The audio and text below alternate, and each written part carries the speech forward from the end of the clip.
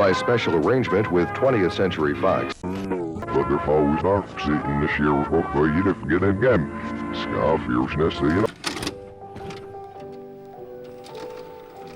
Out of all the videos uploaded to YouTube every single day, there is bound to be some very dark and disturbing stuff that has yet to be found. All it takes is a simple search, and you could discover videos you never thought you'd see. And that's exactly what this series is all about. Welcome to Disturbing Videos Found on YouTube.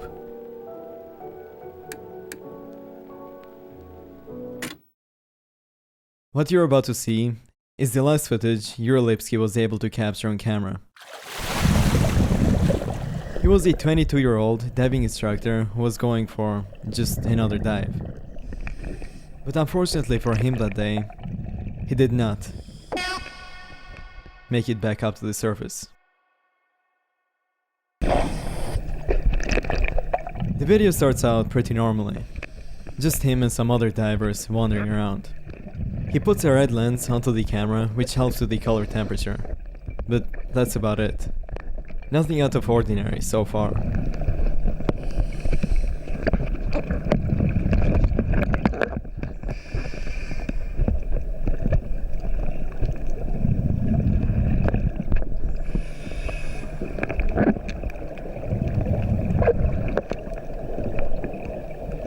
He seems to have no problems with breathing, and he's able to control his buoyancy perfectly fine. It isn't until 3 minutes into the recording where things start taking a turn for the worst. This is the exact point when his uncontrollable descent begins, where he can be seen going further and further away from the last diver he got to encounter.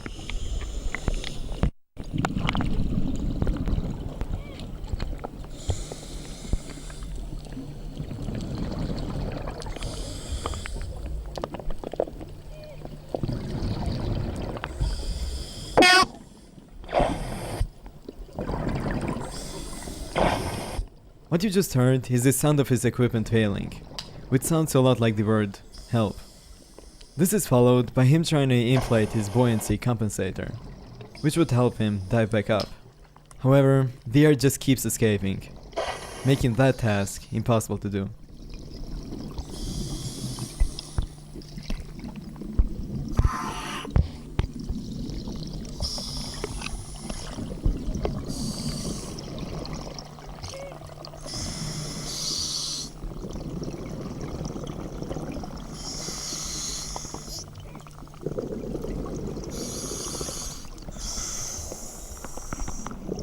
Even the breathing itself gets noticeably worse, and it'll keep on worsening the lower down he goes. Based on the water particles, it won't take too long to reach the bottom floor, since he's already going down at a rapidly quick pace, way faster than any diver should descend.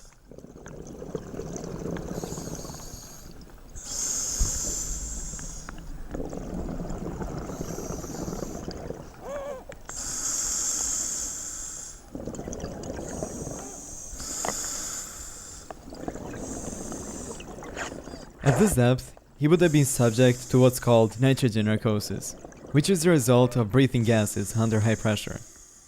It occurs when a diver reaches depths of 100 feet and below, which will result in impaired judgment, induce hallucinations, and cause panic and confusion. At these depths, you'd need a special mix of compounds to be able to breathe properly, which he didn't have. It was also found that he only had a single tank of air, which would have never been sufficient for the depths he reaches later on.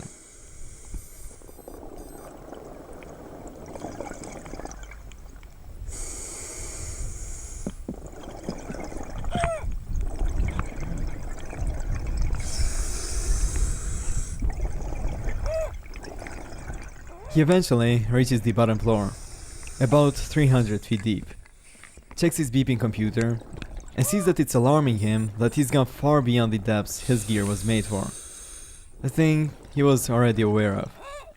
At this point, the narcosis has gotten way worse, and he probably knew right there and then that this was it for him. There was no escape.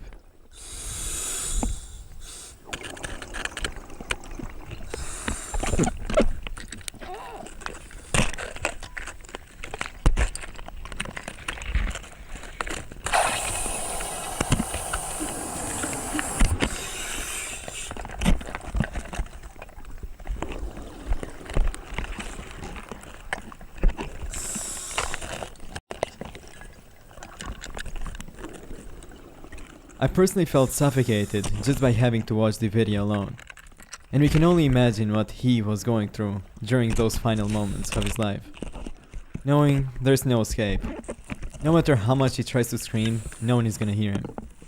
And that he's gonna die alone. The following day, a diver went down to recover Yuri's stuff, where his camera was surprisingly found to be still intact and working. We got him after maybe 2 days or 3 days when his family arrived, his dad and mom, and they really wanted the body back. And then we went for the body. When I found Yuri and his camera, the camera, it was, I think, able to go to 75 meters. So logically, I thought maybe at 115 after 3 days, this camera is gone and been flooded. So whatever in it, it's okay. Nobody can see, especially the family. But we washed his equipment and I washed the housing from the outside. We tried to open the housing and I was surprised that the camera is dry and I have even a bit of dust on it. We ran the camera, plugged it on the electricity, and it was very sad because we have 10 minutes of Yuri and his family back on the Dead Sea with his father and his other mother and his sister and Blaine, and then 2 minutes blank, and then Yuri dying. This was an accident that was never meant to happen. Because he wasn't prepared with the proper equipment, it'd be fair to say his intentions were never to go down the bottom floor. It's just an overall sad story that could have gone very differently, if only there was a friend next to him, or if he was to recheck his equipment before diving. Okay.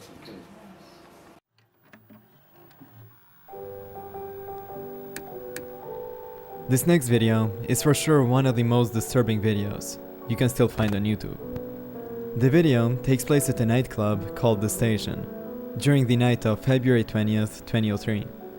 The recording was initially meant to capture the live performance of the Great Whites, a rock band formed in 1970s. But things don't quite go as planned, and the situation quickly escalates out of control.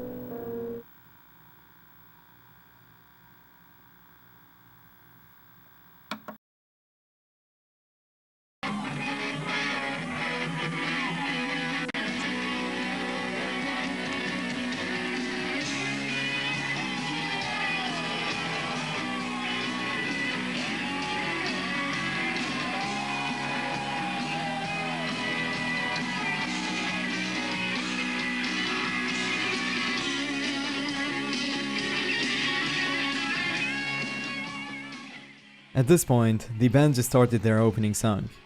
Everyone is just enjoying the show, and they're moments away from realizing that the fire has already started to spread.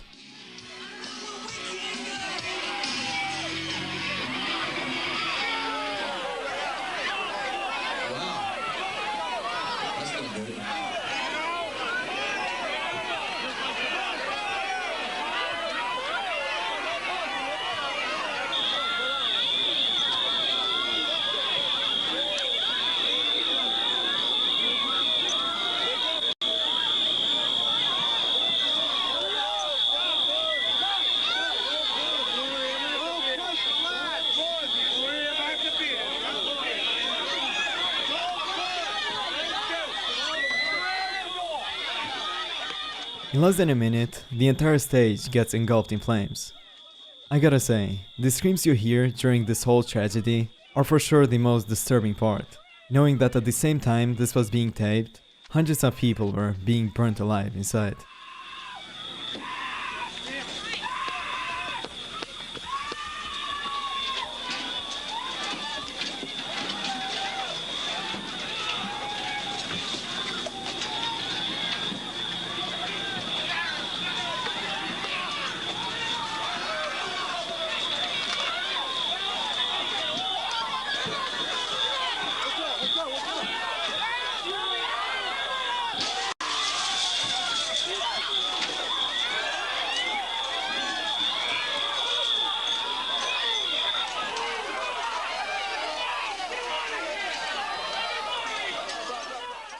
At the time, there were a total of 462 people present, even though the club's official capacity was only 404.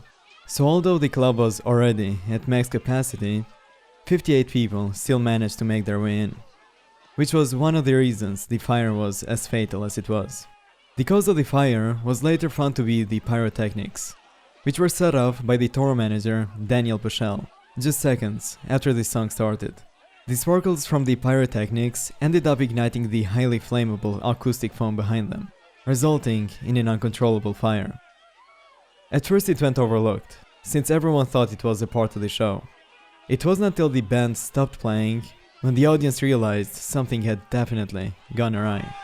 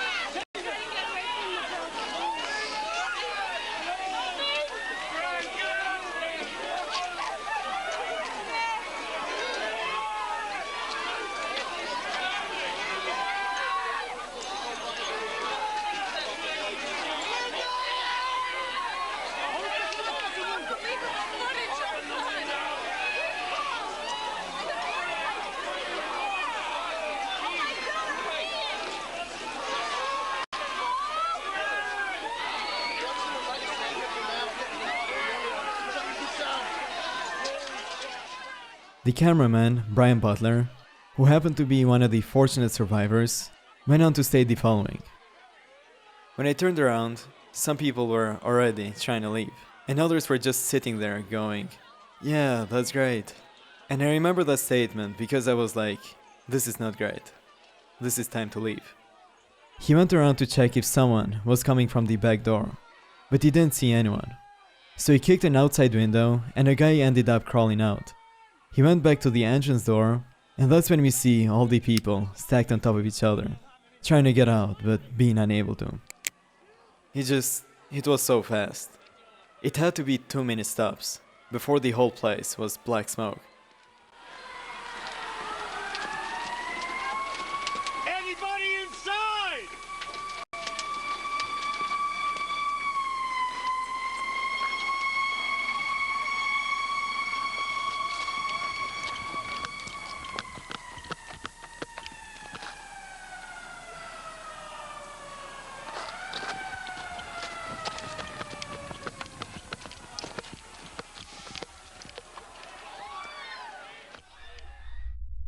The acoustic foam was made by such materials that when burned would instantly develop opaque dark smoke, making it near impossible to see. Further on, inhaling such smoke even as little as 2 times would cause a rapid loss of consciousness, and eventually death by internal suffocation. There were 4 possible exits, one in the kitchen, another in the main bar, the stage exit, and lastly the front entrance door. The kitchen and the bar exit were both locked, so most people rushed to the main exit, from which they had entered, with a couple of them even escaping through the windows. At first, the bouncer didn't quite get the gravity of the situation, so he didn't let people escape by the stage exit, stating that the door was for the band only. This resulted in the hallway leading to the main entrance being completely blocked, with a lot of people dying right there and then, and a lot of others suffering serious injuries afterward. Among those who died were the Great White's lead guitarist, Ty Longley, and the MC of the show, Mike Gonsalves. There are reasons to believe that Longley and Gonsalves tried to salvage the equipment during the early stages of the fire, losing valuable time to escape. It was even reported that Longley made it out, but went back to retrieve his guitar. Underestimating the severity of the fire, he got stuck inside, where he eventually met his end. After a thorough investigation, it was found that the building didn't have a fire sprinkler system, although it was legally required to. The computer simulations even concluded that the fire sprinkler system would have contained the fire for long enough for everyone to exit safely. Before it became a nightclub, the building used to be a restaurant, which because of its size and age, many believed it to be exempt from sprinkler system requirements. It wasn't until it converted to a nightclub where the fire sprinklers became a requirement. However, the fire inspectors never noticed the change. The two owners of the nightclub were found to be responsible for the installment of the highly flammable foam, and were each charged with 200 counts of manslaughter, while the tour manager, Bichelle, who was accountable for setting up the pyrotechnics, was charged with 100 counts of involuntary manslaughter. He was sentenced to 15 years in prison, with 4 to serve and 11 years suspended. A lot of families expressed their support for Bichelle's parole, where he was shown to have sent a handwritten letter to each of the victims' families. He was released from prison 2 years later, after being found highly unlikely to reoffend, and after the families showed deep forgiveness towards him. The station owners both got different sentences, based on their involvement with the installation of the flammable foam. Michael received the same sentence as the tour manager, Bichelle, while the other brother, Jeffrey, received a 10-year suspended sentence with 3 years probation. In September 2009, Michael was granted an early release for good behavior, while Jeffrey avoided prison time altogether. Building is engulfed in flame, and there's got to be 50 people still left inside that thing dead. This is not good. I'm out of there. I'm out. This fire is now listed as the 4th deadliest nightclub fire in US history, killing a total of 100 people and leaving 230 of them injured.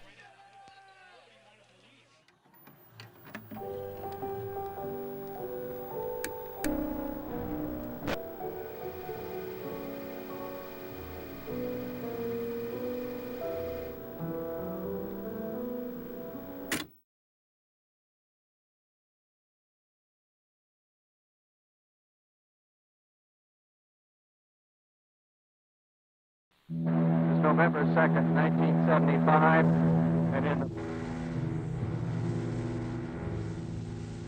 How very much I've loved you.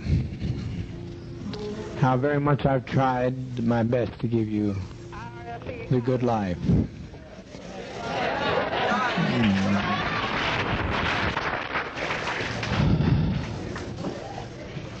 But in spite of all of that I've tried, a handful of our people, with their lies, have made our life impossible. If we can't live in peace, then let's die in peace.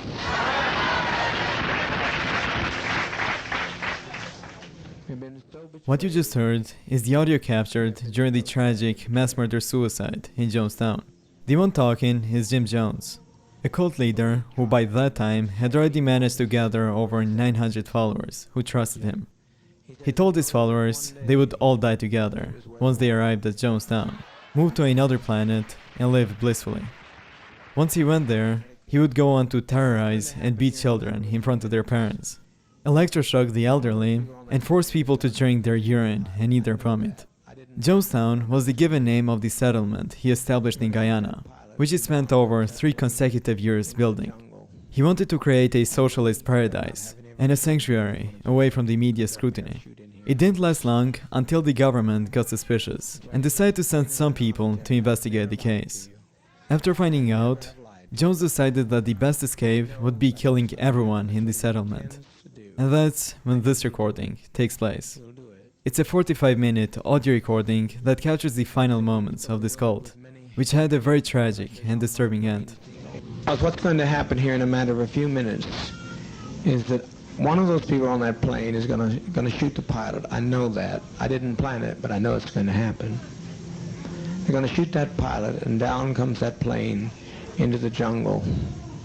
And we had better not have any of our children left when it's over, because they'll parachute in here on us. I'm telling you just as plain as I know how to tell you. I've never lied to you. I never have lied to you. I know that's what's going to happen. That's what he intends to do. And he will do it. He'll do it. Fortunately, being so bewildered... Jones was known for constantly spreading conspiracy theories to his followers. So most of his statements, including the one where he assumes that they'll parachute on them, were very far from the truth. In the plane he keeps mentioning was the Congressman Lee Orion, who was investigating the treatment of the people in Jonestown. He brought an NBC television crew, relatives of the cult's members, and various reporters with him. They were only a few minutes away from accomplishing their goal when the unexpected happened.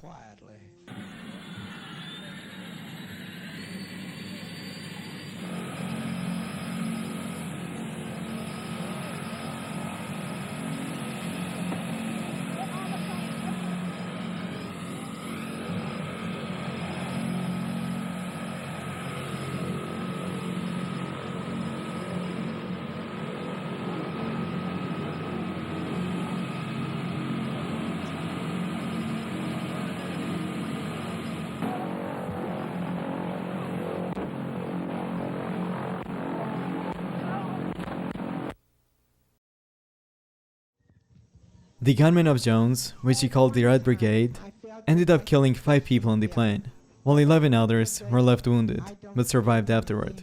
Among the ones that died were the Congressman Ryan and an NBC cameraman, who was able to capture the footage of the first few seconds of the shooting, before he himself was killed. This whole thing happens about 22 minutes into the audio recording, when one of his people informed Jones that the congressman had been murdered. So the shooting technically happened during the same time Jones was trying to poison his followers. Talking, the congressman has been murdered. It's all over, all over. What a legacy, what a legacy. But the Red Brigade's the only ones that ever made any sense anyway. They invaded our privacy, they came into our home, they followed us 6,000 miles away. The Red Brigade showed them justice. The congressman's dead. So my opinion is that we be kind to children and be kind to seniors and take the portion like they used to take in ancient Greece and step over quietly, because we are not committing suicide. It's a revolutionary act. We can't go back. They won't leave us alone. They're now going back to tell more lies, which means more congressmen, and there's no way we can survive. Although the congressman was now dead, he still wanted to kill them, telling them there was no way they could survive, and more congressmen were eventually gonna find out. He manipulated them in every way possible, convincing them that it wasn't a suicide, but rather a revolutionary act, and it was the best possible outcome for their children. The poison, which was put in a fruit drink, was first given to the babies using a syringe, and then taken by the adults themselves. If anyone tried to escape after figuring out his intentions, they would be restrained back to the other adults, and possibly get shot to death. The ones who didn't want to drink the poisoned beverage had the drink forcibly injected into them. So escape was truly next to impossible. The death they experienced was caused by cyanide poisoning, which would have been a very slow and painful death, making your mouth fill with a mixture of saliva, blood, and vomit. Your body then ends up being completely deprived of oxygen, and only then are you able to die. Over 909 inhabitants of Jonestown were killed that day, including Jones himself, who was found with a gun wound on his head.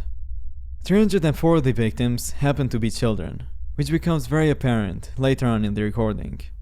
At the same time Jones was talking, a lot of children can be heard crying and screaming from the top of their lungs in the background.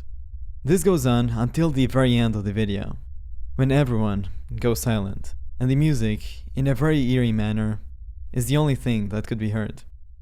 Must be insane. Children, it's just something to put you to rest. Oh God. Keep your emotions down. Keep your emotions down. Children, it will not hurt if you'll be quiet. If you'll be quiet. Hurry, hurry, my children, hurry. All I say, does not fall into the hands of the enemy. Hurry, my children. Hey, stop this.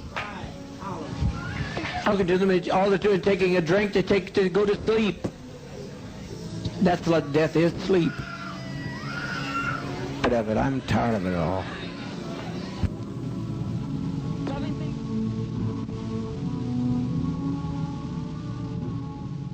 It's a very bizarre situation all around, and one that will be remembered for the rest of time as one of the most tragic and disturbing cults in history.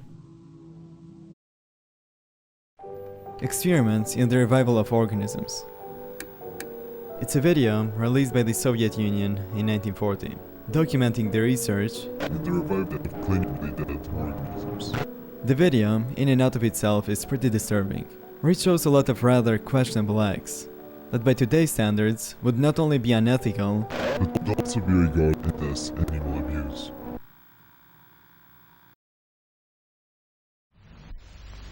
I should like to tell you that I have seen some of the experiments shown in this film actually carried out at the All-Russian Physiological Congress.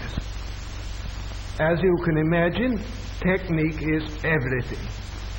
Besides such work as you are about to see, Bryukhanenko shares the credit for the methods of human blood transfusion, which were first developed in the Soviet Union and are now practiced in this country, which have saved so many lives during the war.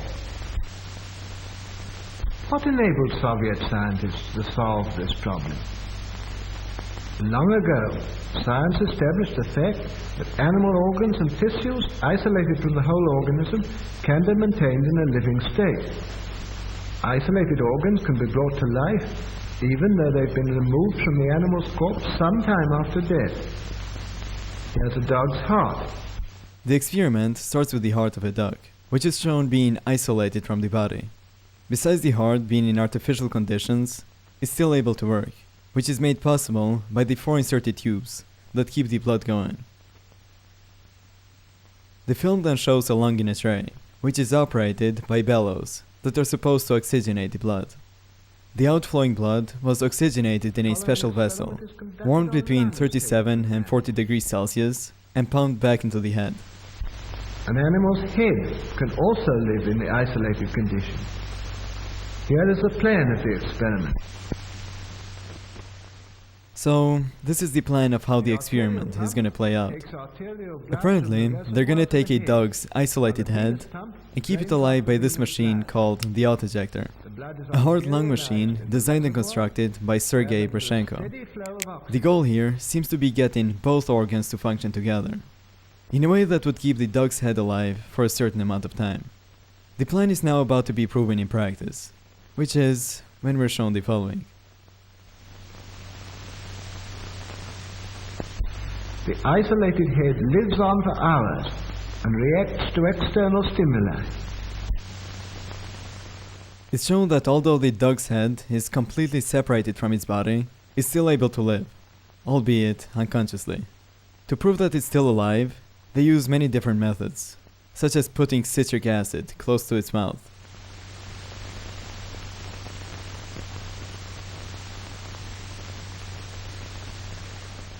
Making loud sounds with a hammer.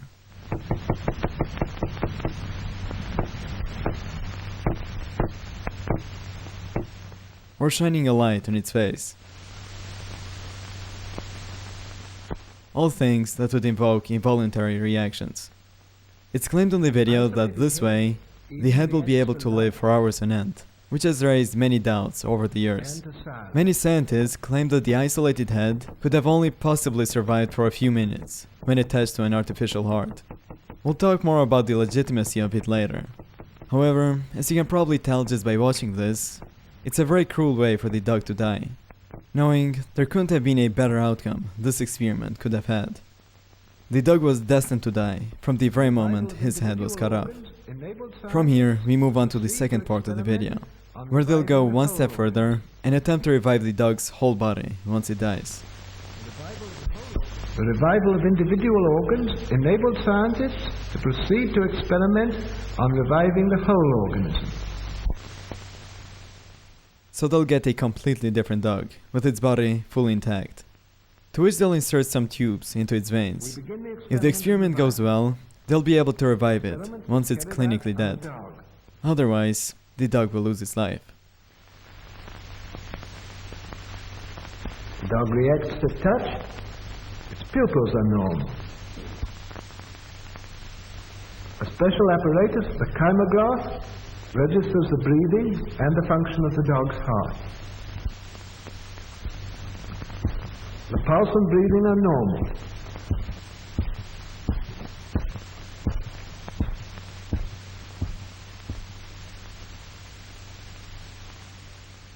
A few moments ago, we were shown that the dog was still alive and breathing.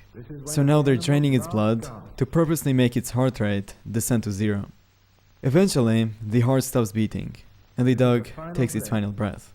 In a normal day-to-day scenario, that would have been the end of it, and death would have been final. The dog will no longer react to external stimuli, and will be pronounced clinically dead shortly. The dog is dead.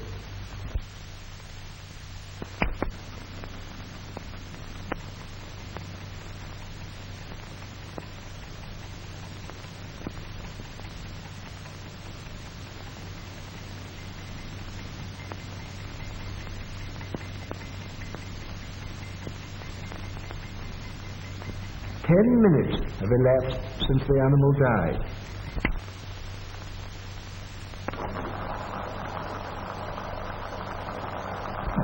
The blood removed from the animal is pumped back into its vessels by the autoinjector.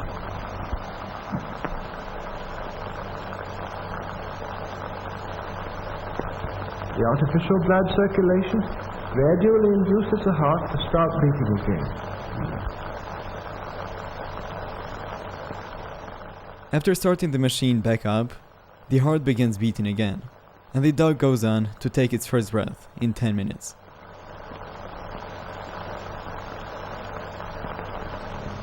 The dog is still weak and can't move.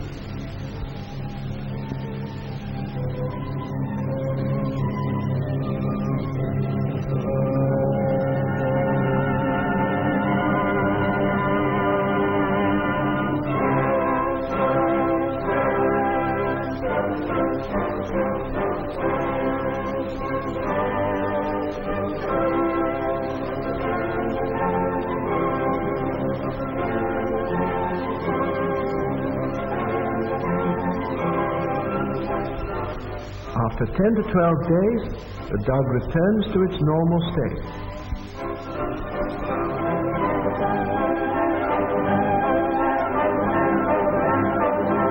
After the experiment, dogs live for years, they grow, they put on weight, and have families.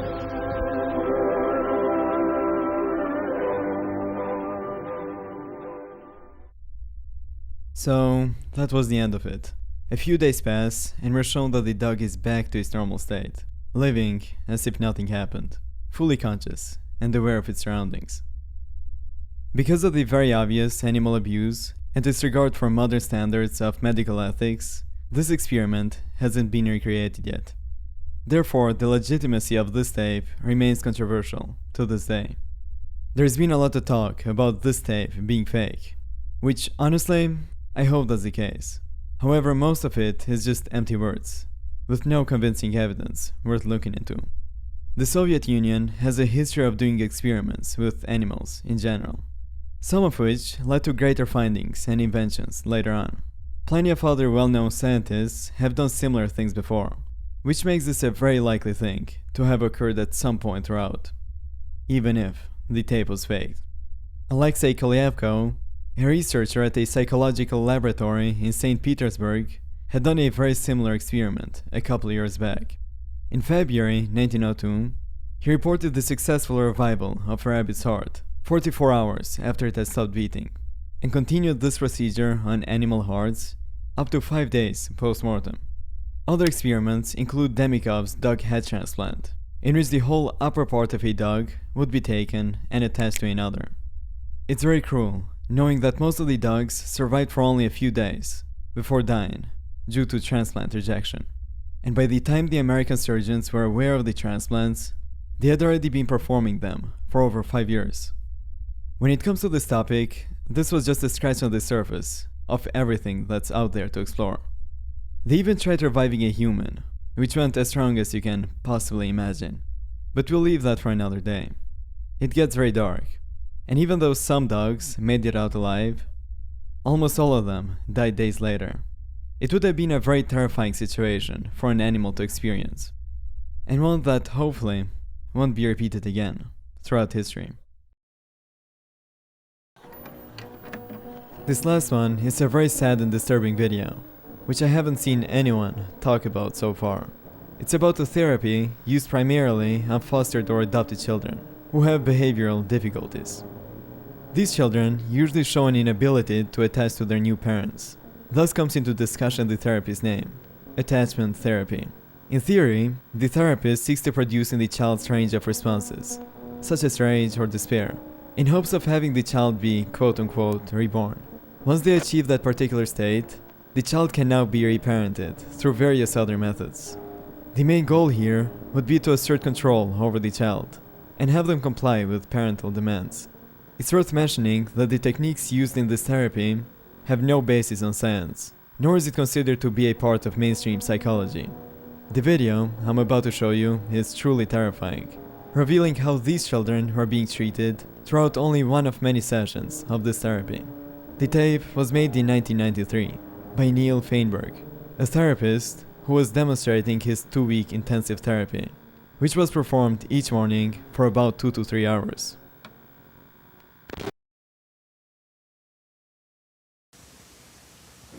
6, 7, 8, 9, 10. All right, let's go.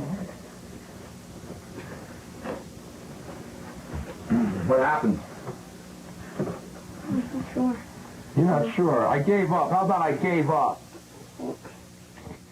The video starts with a pretty young child doing push-ups, as they were demanded prior from the therapist. The child seems to be pretty tired after that, and once he can't do any more push-ups, the therapist proceeds to talk to him in a very aggressive manner.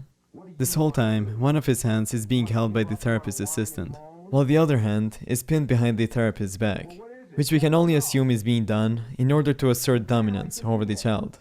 The aggression he shows towards the kid will only keep on worsening as the video goes on. Oh, is this the kind of stuff that you do all the time, huh? I forgot. I don't know. Play stupid. Poor little Stevie. Huh? That's the kind of stuff. How'd it go last night for you? Not good, Neil. The way it usually goes, right? Because this is the way your life goes. How many times do you think I want to tell you to look in my eyes, huh? How many times do people have to tell you to do things? Oh, I don't know, Neil. How you feeling right now? How'd you feel last night, huh? Scared. Scared? Did you act scared? When Mom told you not to come out of your room, what did you do? You're going to go into your whiny, wimpy routine now? Is that what you're going to do? If you don't start dealing with the man inside of you, you're going to kill somebody. Do you understand that? Yes, Neil. How often do you think about killing your mother? How often do you think about killing your mother? When I ask you a question, I expect you to respond. Got it? Got it. Got it? Got it. I didn't like that. Got it. I want it louder and snappier. Got it? Got it. How often do you think about killing your mother, Stevie? Often. Thank you. So you say that in a full sentence. I feel I don't like killing my mother often. What? Do I want mumbling here? Kick. I don't want you to mumble in here. Yes, Neil. Got it? Got it. Got it? Got it. How you feeling right now? Scared. Do I want one-word answers in here? No, Neil. No. I don't want one-word answers. Got it? Got it. How do you feel about me being the boss right now? Do you like other people being the boss of you? No, Neil. Say, I hate it. I hate it. Is that the truth? Yes, Neil. Then you say it like you feel it. I hate other people bossing me. I hate other people bossing me. Louder than that. I hate other people bossing me. Louder than I that. hate other people bossing me. Again. I hate other people bossing me. Kick hard. I don't think there's much that's needed to be said here. Everything just seems pretty obvious. He forces eye contact, shakes his head, threatens him, and forces him to yell out hateful statements. What you're currently looking at is child abuse, being passed off as quote-unquote therapy. The therapist that's seen here, Neil Feinberg, is completely wrecking the child's self-worth and image, making him think he's completely worthless, to a point where he'll be encouraged to say things such as, "I just want to kill everybody," later on in the video. How you feel about me making you kick? Mad. I feel mad, Neil. Then say it like you feel it. It makes me mad. It makes me mad. Show me the mad. It makes me mad. I want to see you're mad. You show it to me. How mad are you? I'm really mad, You Neil. want to kill me? Yes. Then say it. Look at me. Look at me. Say I'd like to kill you, you motherfucker. I like to kill you, you motherfucker. In my eyes. I like to kill you, you motherfucker. Louder than that. I like to kill you, you motherfucker. Again. I like to kill you, you motherfucker. Open your eyes and look at me and say it. I like to kill you, motherfucker. Again. I like to kill you, motherfucker. When I say open your eyes, I mean open them. Got it? Got it. How do you feel? Mad, Neil. I'd like to kill you, right? Right. Say it. I like to kill you, Neil. When I grab your mouth and do this, how do you feel? Scared. Well, you yell it at me. You're scaring me. You're scaring me. Again. You're scaring me. Stop kicking. So look at me and say, I just want to kill everybody. I just want to kill everybody. Again. I just want to kill everybody. In my I eyes. just want to kill everybody. Louder than that. I just want to kill everybody. Again. I just want to kill everybody. Again. I just want to kill everybody. This was only the first part of this therapy. In the second one, the kid is seen being held down by two different people. One being his adoptive mother, and another portraying his birth mother. The women deliberately speak at the same time, to create turmoil and confusion, while at the same time the child is expected to choose between mothers. This video is a lot shorter than the first one. However, the child's clearly shown suffering and wanting to leave the place. She says that's what you hear her saying. Don't ever trust mom. Mom bleeds. Mom bleeds. Don't ever trust another mom. Don't think mom loves you. You stay with me. You have a miserable life because that's kind of the way things we want. And you've been saying, come on, come into my world. You know, I got a lot of love to give you. I got a family. I got other kids, and I want to love you. And into my world, baby.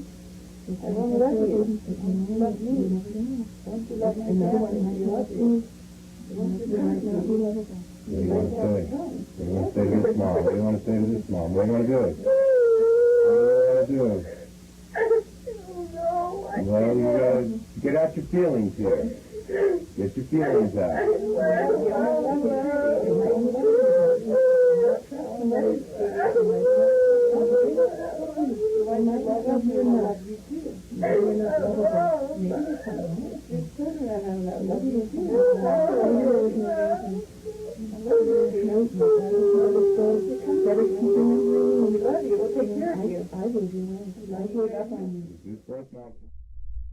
What you just saw was the disturbing reality of this therapy, which has resulted in a lot of adverse outcomes in children, including 6 documented deaths.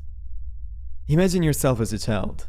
You had no parents for the longest time, and you're finally gonna get someone who, hopefully, cares about you. When you're at your most vulnerable, those parents then send you to this therapist and tell you that everything will be fine. You have nothing to worry about. It's just a little therapy session that'll be over with a glimpse of an eye. You believe them. And that's when you've made the single biggest mistake of your life. Having to realize later on that not even the people you hold closest to could be trusted anymore. The therapist, Neil Feinberg, had a license in Colorado, which allowed him to legally perform this therapy on children. Regardless, he still stipulated to 3 probations and multiple complaints. One of them alleged that Feinberg had used a quote-unquote licking technique while he rested on his elbows on top of an 8-year-old client. While the child was laying on his back, Feinberg went on to lick the child from neck to forehead. Here's the blog page of someone that supposedly underwent this therapy. Its legitimacy has yet to be fully proven, though I highly doubt it's a troll. The message itself just seems very honest in and out of itself, and you'll see what I mean once we get to read the post. The dates that are mentioned in the story also match up with Feinberg's active years as a therapist, and it's even mentioned that they went to an attachment center in Evergreen, Colorado, which is the exact place Feinberg's building was located. The post reads as follows. The most terrifying therapy I've been through. When I was 13 years old, my parents and I flew out to Colorado and announced to me I was going to therapy at the attachment center in Evergreen, Colorado, with my doctor being Neil Feinberg. The first day I was there, This man scared me worse than I've ever been scared in my whole life. He straddled me as I sat on the couch, and screamed and yelled in my face. I was crying and begging for him to get off me, but he wouldn't. I cried for Mama to get him off me because he was hurting and scaring me, but she wouldn't. This whole holding therapy is a bunch of BS. It doesn't do any good.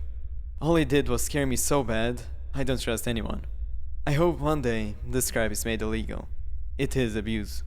There's no reason to do this to a child. I wish no one else has to live that nightmare of holding therapy. This post pretty much sums it all up. I genuinely felt bad for the children, because no matter how much they asked their parents to leave, it wouldn't have worked. And you'd be held there against your will, through no fault of your own. The child was clearly terrified of everything that was happening to him, and this will no doubt scar him for the rest of his life. In 2010, Feinberg was forced to surrender his work license permanently, and can no longer perform therapy on children. However, it sucks that the damage has already been done, and can't be reverted back. That was it for the first volume of this series. If you're still watching, I want to thank you personally for being with me until now. These were some of the more interesting videos I came across, and there sure is a lot more to cover. I hope you enjoyed it, and I'll see you in the next one.